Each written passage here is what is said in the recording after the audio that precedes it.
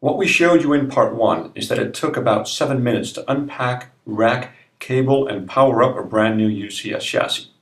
We did not include video of the configuration minutes except telling you about it and showing you the iPhone stopwatch.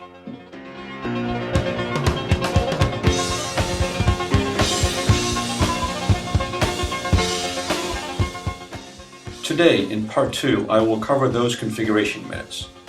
It was re-recorded because I needed a much higher resolution screen capture than I had taken during the original part 1 recording.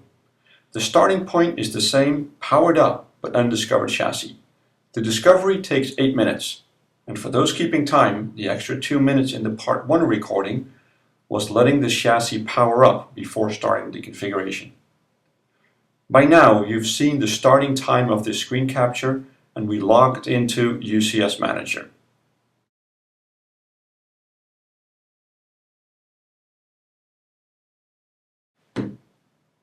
We are now looking at the UCS Manager GUI, and in the main panel you can see the two fabric interconnects, which currently have chassis number 1 connected to it and a server. So if we move to the fabric interconnect A and look at ports number 5 and 6, as those are the ports we've connected the new chassis to, we need to enable those and we need to configure them as server ports. So ports 5 and 6 are now set to be configured as server ports. We've pressed the OK button, and the ports now have moved from the unconfigured Ethernet ports list into the server ports list. Now we need to do the exact same thing on the other fabric interconnect, and once we've done that, we can actually let the system discover the complete chassis and blades inside the chassis. Now during this discovery, the blade will go through a complete boot cycle, letting the system discover all of the components on the blade. And once that's done, the system will be completely ready for use. And the elapsed time to do this, 8 minutes before the system tells us we are now ready with a new blade.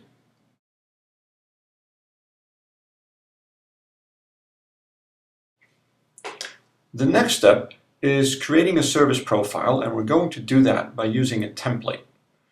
So we select the SandBoot ESXi service profile template, and we create a new service profile from it. In fact, we're going to create 3, and we're going to give it a very descriptive name called adding a new chassis demo.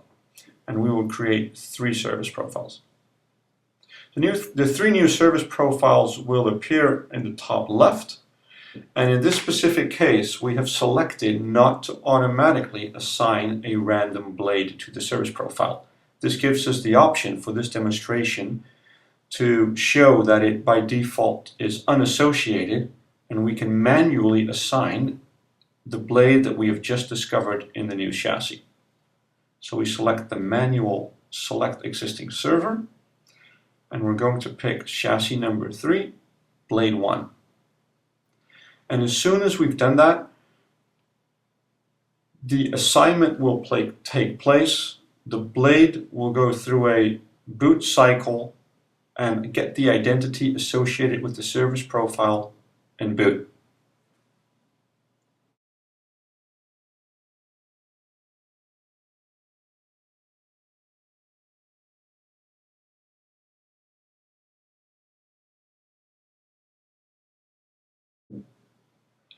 So the blade has now been fully associated and has received the identity of the service profile.